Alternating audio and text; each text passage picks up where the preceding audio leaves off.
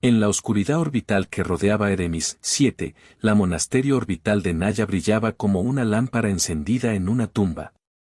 No era una ciudad de vidrio y lujo, sino un anclaje de casco y placas recicladas, un rosario de hangares y túneles suspendidos por cables tensos que vibraban con memorias de guerra. Sus torres estaban cubiertas de placas bruñidas, sus ventanales eran fragmentos de antiguos transbordadores, y en su núcleo se alzaba el campanario de carbón. Un cilindro oxidado que contenía el reactor de gravedad que mantenía la estación en una órbita estable. La luz que arrastraba el borde del mundo era fría, azul acero con una bruma violeta que venía del disco planetario, una tonalidad que siempre recordaba a los custodios del monasterio que la belleza podía ser afilada. Aitana Reyes observaba desde la pasarela superior, la figura recortada contra paneles que proyectaban datos como constelaciones. Su armadura no era la de un conquistador, era la vieja sotana de una orden militar, reforzada con placas y con una insignia doblada en el hombro, la cruz de lazo, pulida por la fricción de generaciones. Tenía manos firmes, las yemas curtidas por herramientas y botones, y en su cuello colgaba, siempre junto al pecho, un hilo de oración hecho con cuentas de resina. Ese hilo vibraba con cada latido, era, para ella, un amuleto y una memoria, la voz de su abuela que le habló de no abandonar nunca el credo aun cuando la ciencia parecía ser la única defensa. No había voz en la cúpula de mando, solo la respiración contenida de un lugar que se prepara para morir y la respiración más profunda de un cuerpo humano que decide dar un paso contra la oscuridad. Los sensores orbitales habían registrado el puente de asalto, una flota de sondas de reconocimiento Sartu, en número suficiente como para mapear la estación en minutos. Después, vendría la fragata de desembarco, después, la flota mayor. Los Sartu, una especie de hexápodos con ojos facetados y lenguaje en vibraciones electromagnéticas, no conversaban. Anunciaban. Llegaban con una certeza biológica, un impulso que narraba cómo el cosmos debía ser catalogado y explotado. Ellos no buscaban riqueza solamente, buscaban la lógica de un sistema, y el monasterio orbital de Naya era un conjunto de anomalías, símbolos religiosos incrustados en blindajes. Viejos himnos almacenados en servidores polvorientos, y, sobre todo, esa obstinada comunidad que llamaba a su hogar un santuario. Los sensores de la flota Sartu ya habían compilado un informe compartido, traduciendo mal lo que los humanos llamaban reliquias. En la jerga de la flota, los objetos catalogados como letales por las transmisiones humanas se habían etiquetado en rojo. La flota esperaba armas. Los Sartu esperaban armas porque el universo les había enseñado que cuando una especie coloca los símbolos de devoción en su blindaje, los símbolos eran para resaltar algo enorme, un artefacto bélico. Un núcleo de reacciones, un secreto escondido. Entrar en ese santuario sería encontrar la llave de la superioridad humana o tomar el planeta entero. Y así, cuando la primera sonda Sartu se acercó a la bahía de carga, deslizó su estructura biometálica hacia el cinturón 1 y transmitió imágenes crudas. Lo que esperaban eran lanzas y generadores, túnicas con placas de energía. En cambio, las cámaras descubrieron holocruzados gastados, rosarios amontonados entre tablas, una colección de objetos diminutos, cuentas pintadas a mano, un dibujo infantil arrugado. Una cuchara torpe soldada a la carcasa de una vieja batería. Un catálogo de lo inofensivo. La sonda vibró con una señal de confusión que en la sintaxis Sartu era un débil contacto que rompía protocolos. La flota, a distancia, recalculó. Esos no eran centros de guerra. Eran reliquias. Pero las reliquias, en la historia de la expansión Sartu, muy frecuentemente custodiaban otro tipo de peligro, el fanatismo humano. La pantalla de mando orbital proyectó la cara de Aitana sin dialogar, sus ojos tranquilos, una quietud táctica que no era la de la pena sino la de la balanza. Ella sabía que los Sartu no tomaban en serio lo que no entendían. Sabía, con la lógica que había aprendido en los talleres y en la liturgia, que el desconocimiento hacía a los enemigos arrogantes. Esa arrogancia sería su recurso. Y como quien prepara un corte quirúrgico, Aitana dejó que la flota crea que había encontrado templos inútiles. Los Sartu se acercaron con la pena ya escrita en su biología, la subestimación. El verdadero plan de Naya no estaba en las cámaras ni en los sensores. Estaba guardado en objetos que la flota Sartu denominaría sin riesgo. Aitana y sus custodios habían convertido lo doméstico y lo devoto en herramientas de guerra, no porque la ciencia no fuera suficiente, sino porque la fe podía moldear la inesperada. En una caja antigua, sellada con acrílico y fe, había una pequeña colección, el hilo de oración, una cruz holográfica que apenas había logrado funcionar en los últimos siglos. Y un dibujo infantil con la imagen de una casa bajo 3 estrellas. Lo que la flota vería como paráfilo sin energía era, en realidad, la llave de un sacrificio mayor. La noche orbital cayó con una calma metálica. Eremis 7 lucía desde la distancia como una gema silente, su superficie cubierta por dunas negras y grietas que brillaban con sal. En la estación, los adolescentes rezaban en silencio por una promesa que era a la vez divina y militar, dejar el legado humano intacto aunque aquello costara la estación. Aitana no ofreció consuelo con palabras, ofreció una mirada que afirmaba la inmensa posibilidad de que la fe y la táctica se encontraran en la misma acción. La flota Sartu, fuera, continuó con su traducción fallida. Habían catalogado muchas cosas en rojo. Pensaban en bombas. Nadie en la flota podía imaginar que lo letal en el inventario humano fuera la fe misma, tejida en cuerdas y pedazos, y que esa fe pudiera detonar no por ciencia pura, sino por la precisión de la voluntad humana. La primera flecha de sensores rompió la órbita. La monasterio orbital de Naya no estaba preparada para ser conquistada con diplomacia. Estaba preparada para una decisión, un acto de sacrificio planetario que requeriría, no solo coraje, sino la capacidad de convertir lo sagrado en lo estratégico. Allí, en esa garganta de metal y humo, la humanidad se dispuso a ofrecer lo que tenía, su hogar y su fe. La decisión pivotó en el rostro de Aitana, y en la quietud que vino después quedó la primera señal, una confianza que no tenía palabras, pero que tuvo sonido. El campanario de carbón tocó una vez. Un golpe metálico que resonó en los corredores del monasterio, una cuenta más en el rosario que se echaba al mar de las estrellas. Los Sartu se anexaron al patrón de ataque con la misma mecánica con la que asumen un terreno: escanear, tocar, clasificar. Sus ondas enviaron flujos de imágenes que retrataban el monasterio como una reliquia corroída. En la sala de datos, el equipo de Aitana interpretaba esos movimientos con la calma de quien aprende a leer la respiración de una bestia antes de que ruja. No hubo pánico. Hubo listados y esquemas. Hubo manos que transformaron el santuario en un tablero de ajedrez. Cada pasillo, cada expositor de reliquias, cada capilla improvisada fue convertido en una trampa, no una trampa de explosivos necesariamente, sino una red de señuelos que manipulaban la percepción del invasor. La estación, al mismo tiempo que rezaba, se volvió laboratorio.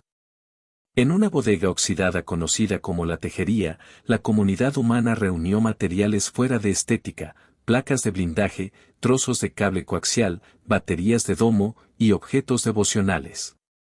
Allí, las manos de los monjes ingenieros y los mecánicos de puerto se movieron con la precisión de orfebres.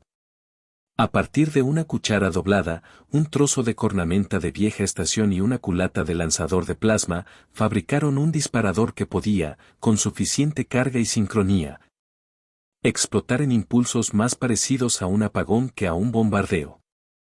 Además, parsearon los sistemas de comunicación de la flota Sartu para introducir falsos patrones de lectura que los forzarían a creer que habían hallado el santuario de un culto beligerante, armas, rituales con energías, núcleos centellantes.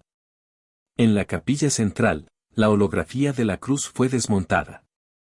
Técnica y teología se entretejieron, la cruz no sería lo que parecía, se convertiría en un microemisor óptico, una red de espejos que, al ser activada, generaría una interferencia que, al llegar a los sensores Sartu, recrearía la presencia de un núcleo de fusión escondido. La fe, traducida por espejos y algoritmos, sería un farsante que los ojos alienígenas no podrían evitar aceptar. Aitana supervisaba sin grandilocuencia. No dictaba órdenes con pasión desplegada, daba instrucciones con la certidumbre de quien conoce el límite entre lo que se puede pedir a una comunidad y lo que se debe sacrificar por ella. Para ella, la batalla era tanto teológica como técnica, demostraba que la fe no era un dogma hueco, sino un principio operativo. La disciplina humana era un arma, la devoción a un recuerdo, a la cruz, a la voz de una abuela, se convirtió en disciplina mecánica para activar un plan que requería sincronía mecánica, temporalidad y entrega. Los preparativos tomaron la forma de pequeñas ceremonias. Se ataron cuentas del rosario a generadores fotónicos que se usaron como detonadores sin que el exterior pudiera identificar su función. Se colocaron dibujos infantiles en escudos ópticos que, al ser iluminados, cargarían patrones de reflexión capaces de fraccionar códigos de reconocimiento Sartu. Una cuchara soldada a una placa fue escondida en un compartimento sellado que, al ser removido por curiosidad, expondría un patrón de señal que convocaría una respuesta de autocorrección en naves cercanas. Un microzumbido que parecía a los ojos del enemigo como energía letal.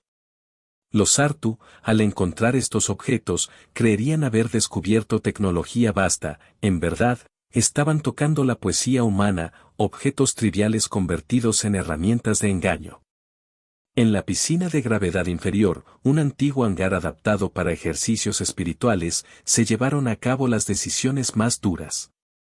Los jóvenes custodios que habían nacido en órbita escuchaban las razones sin comentario, asintiendo con la gravedad propia de quienes han elegido el sacrificio.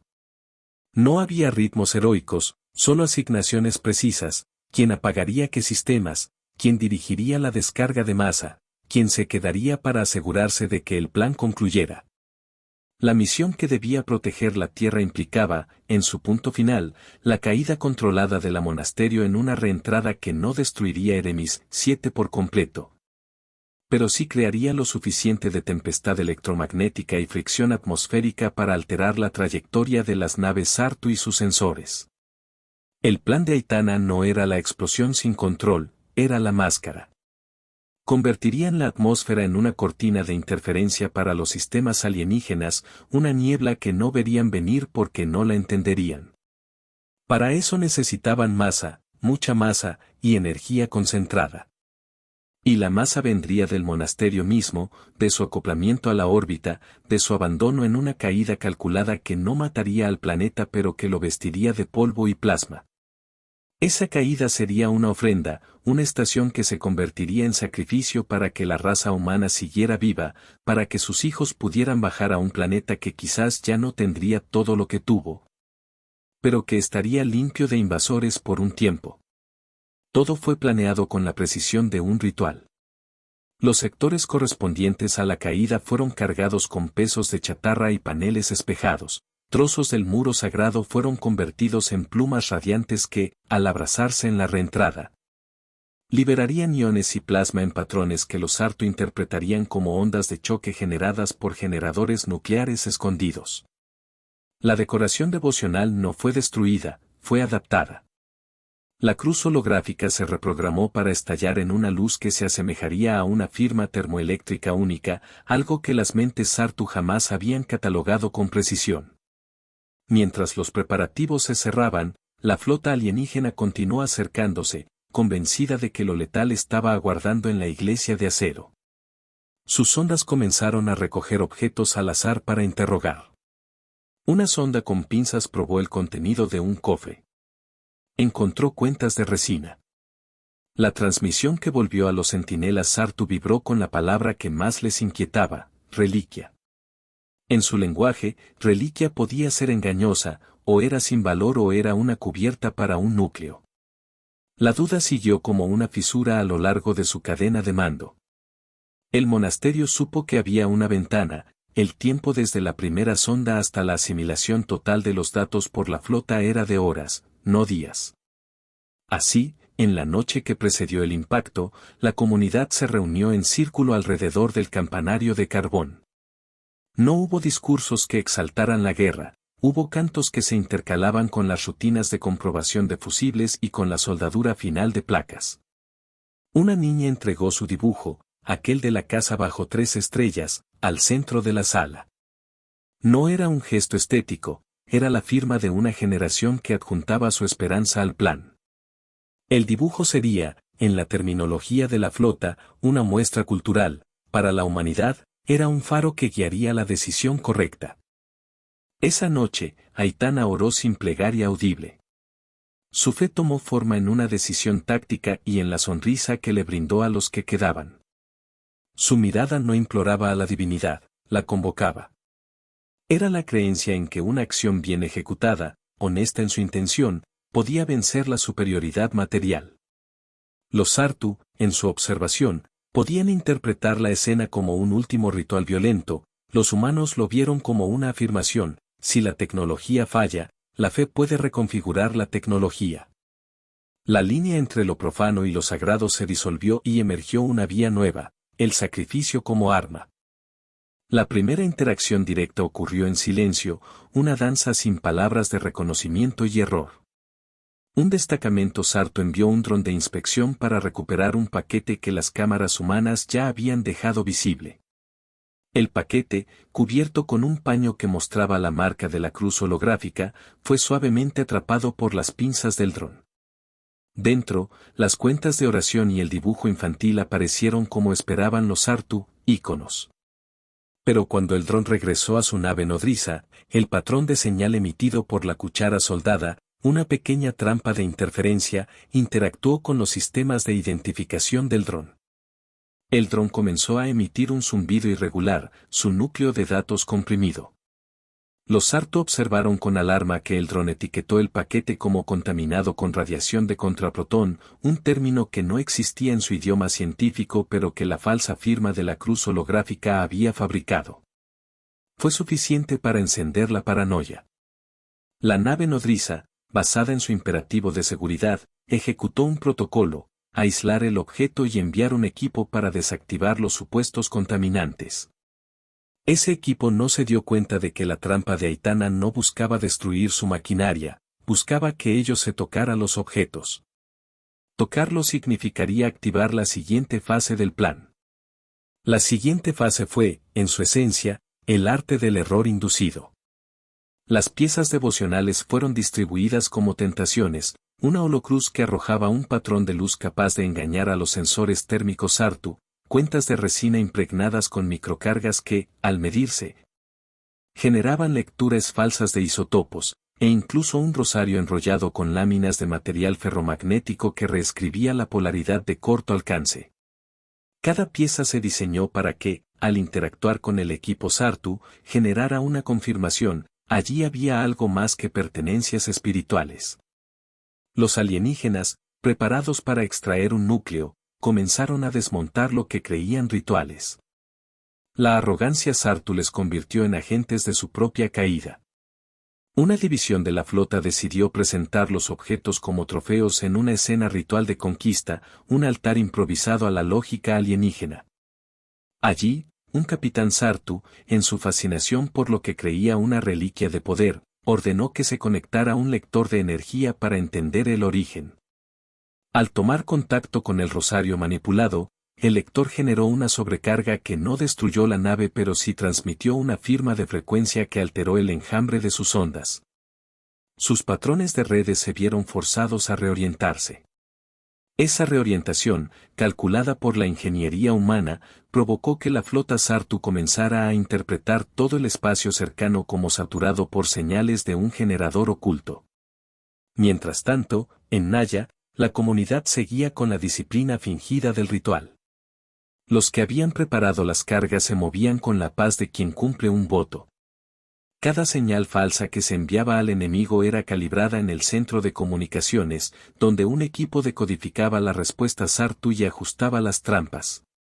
Era una caja de espejos de intenciones, las señales alimentaban la paranoia alienígena y la paranoia alienígena alimentaba el plan humano. Pero los Sartu no eran tontos, y su capacidad de adaptación comenzó a despertar su suspicacia. Tras la primera serie de errores, desplegaron escáneres biológicos más finos, despojando a cada trofeo de su falsa firma. Fue entonces cuando Aitana activó la segunda línea de defensa, la caída calculada. No como una locura suicida, sino como la maniobra final que transformaría la estación en un acelerador atmosférico. Los pesos fueron liberados, los motores secundarios de la estación ajustados para crear un desequilibrio controlado. Era un ballet pesadamente mecanizado. El monasterio cambiaría su órbita lo suficiente para obligar a los Sartu a dedicar capacidad de reorientación, mientras acumulaba residuos y masas que, al entrar en la atmósfera, crearían una espiral de plasma que cegaría sensores. La primera maniobra se ejecutó en perfecta sincronía con una provocación, las imágenes de un núcleo descubierto, mostrándose en malformación por una supuesta reacción energética. La flota Sartu interpretó que había que asegurar esa lectura, era la confirmación final de una tecnología metálica peligrosa. Llegaron los aterrizajes rápidos en la cara iluminada del monasterio. Sus bestias de carga, con patas adheridas a la coraza, comenzaron a desmembrar paneles. Los pasos Sartu eran la avispa que entra en un panal vacío creyendo que es la reina la que lo habita. Pero la operación humana no era solo técnica, era psicológica. Se dejó que los Sartu creyeran que tenían ventaja. Se los alimentó con pruebas de su propia interpretación errónea.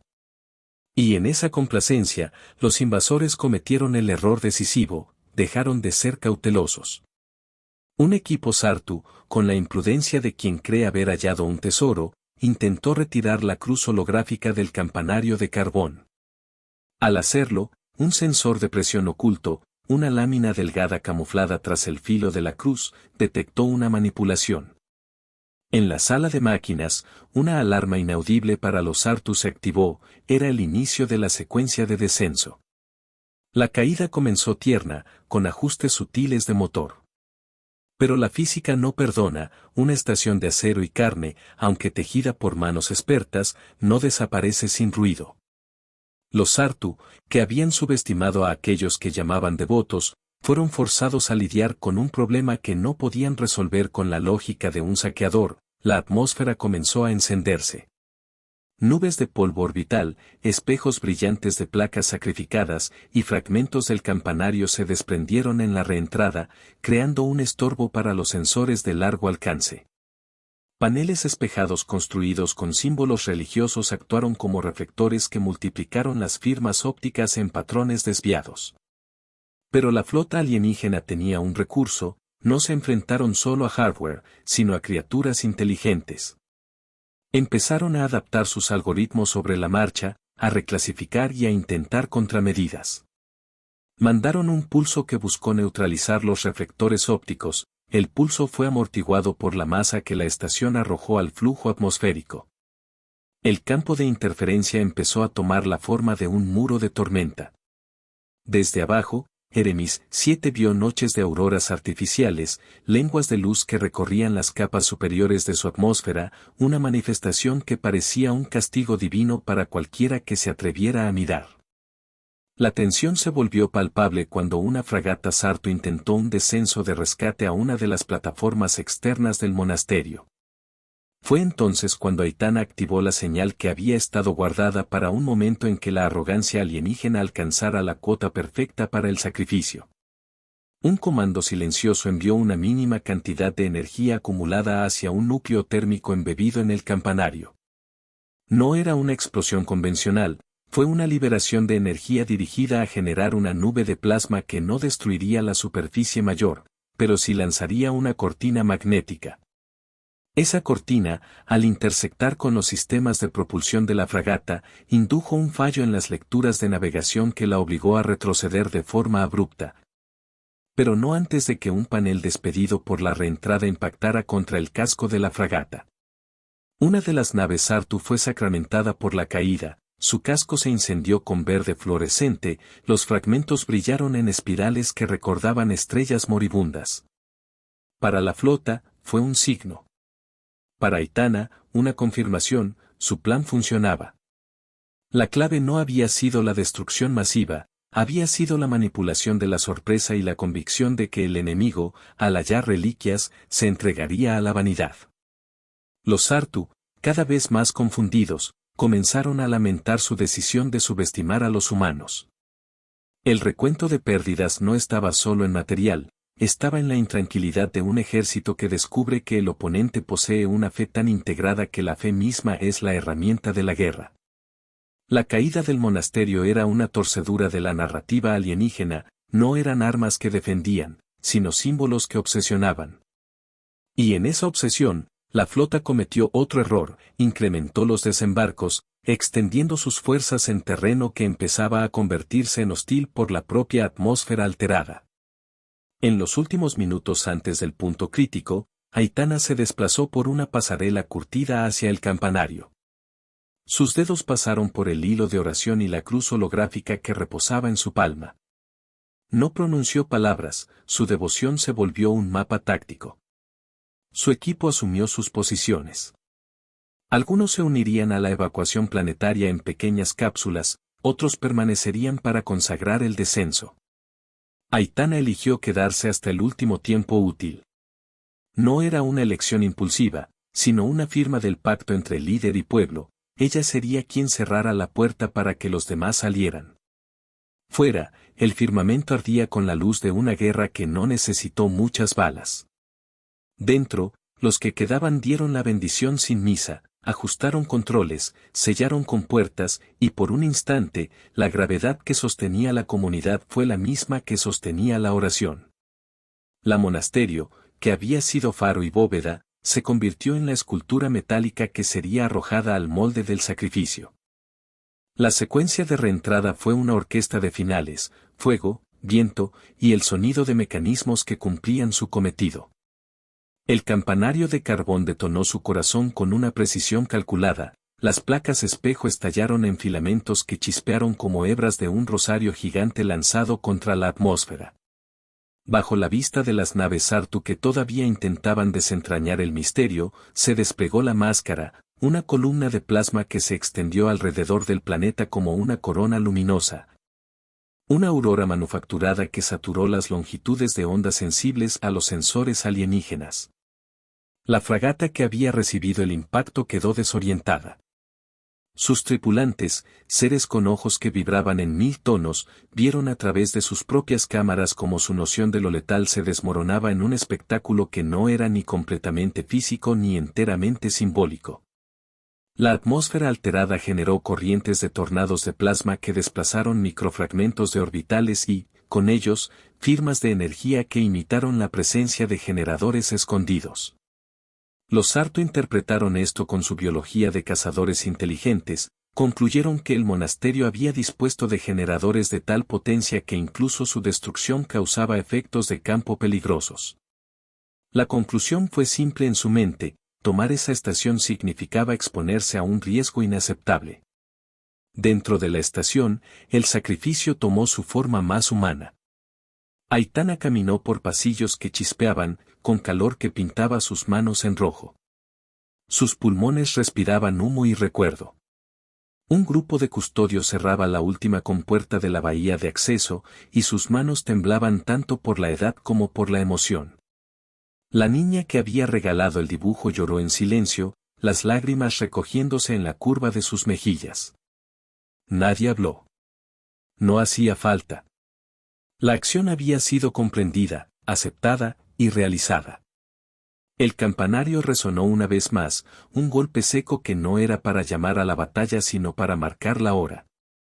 El punto culminante fue la intersección física entre voluntad y física. La estación, al atravesar capas superiores, desprendió la mayor parte de su masa calibrada en un estallido que creaba la máscara magnética.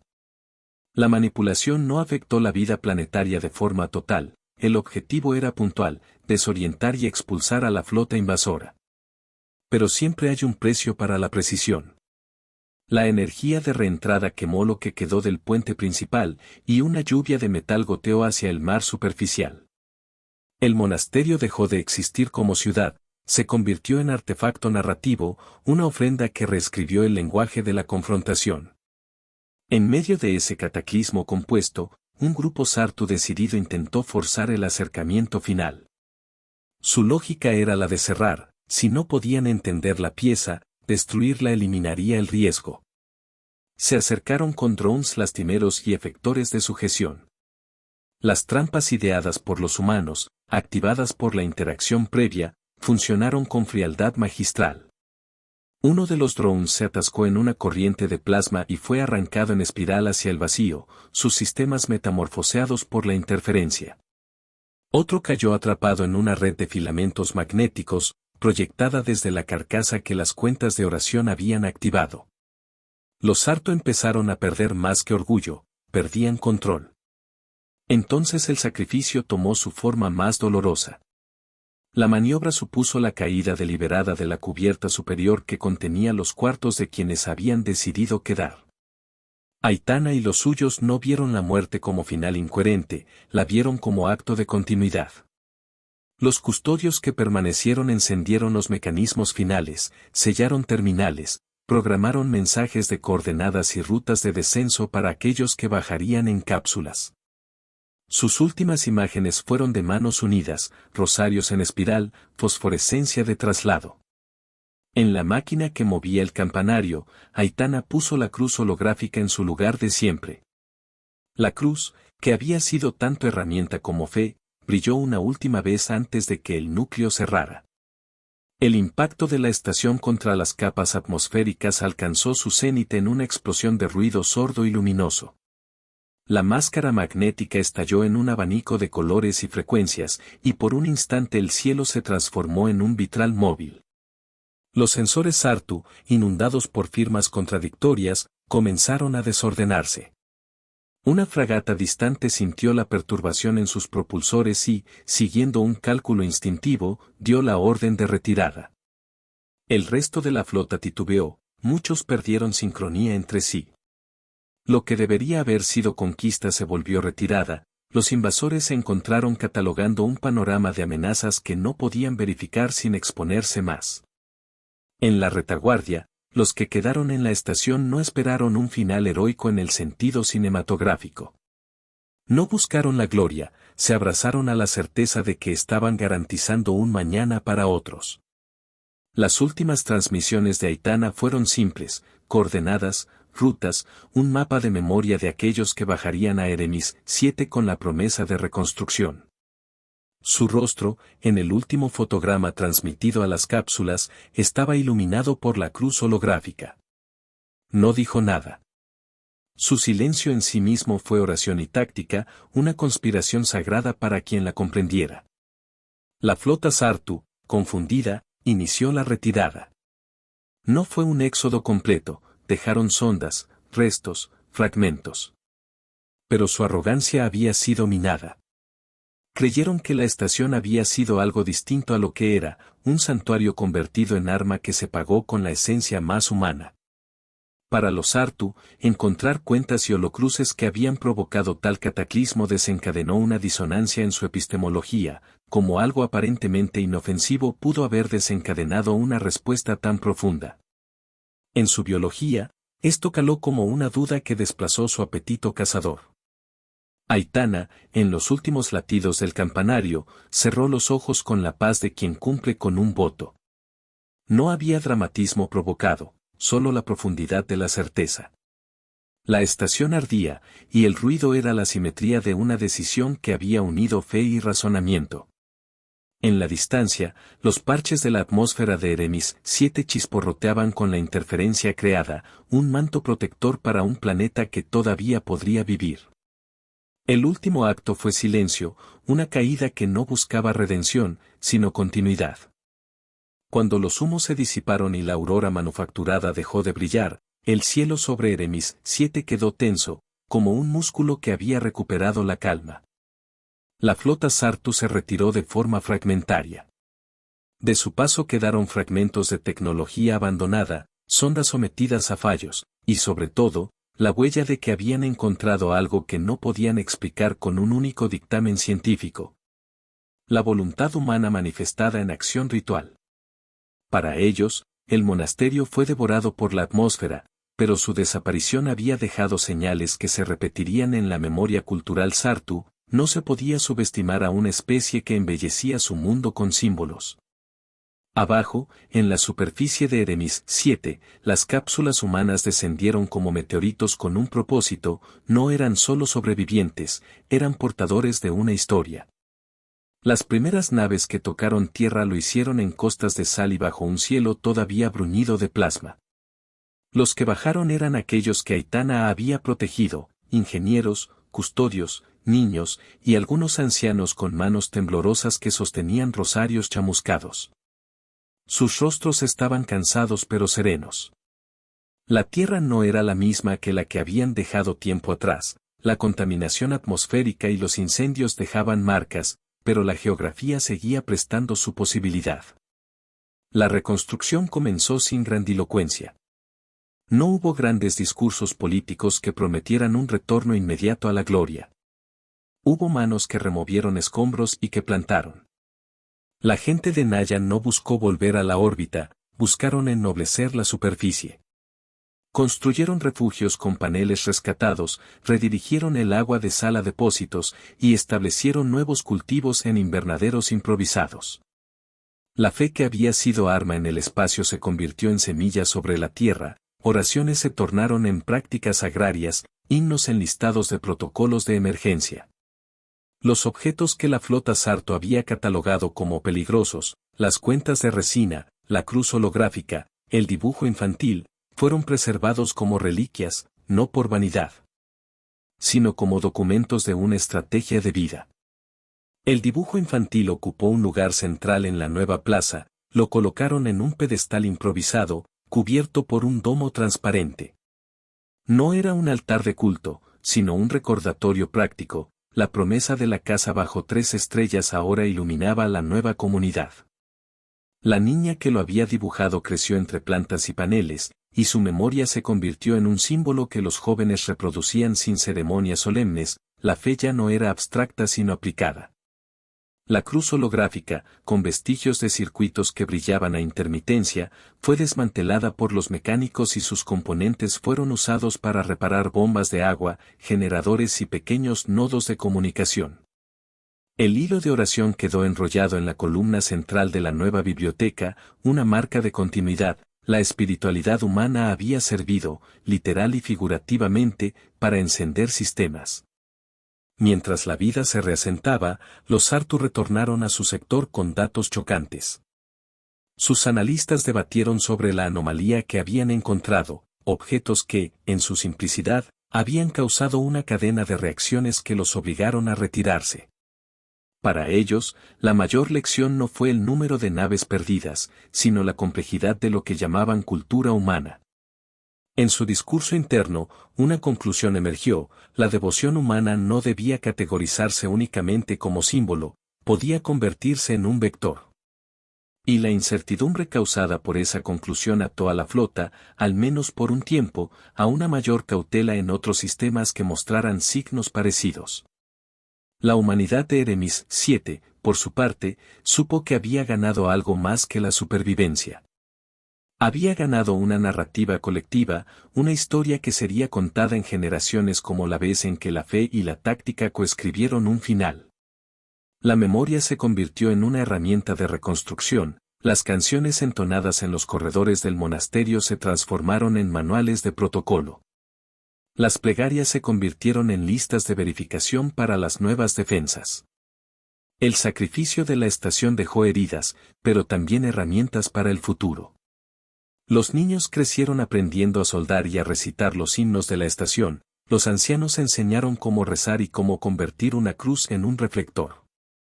Entre los escombros del espacio la historia se convirtió en mito.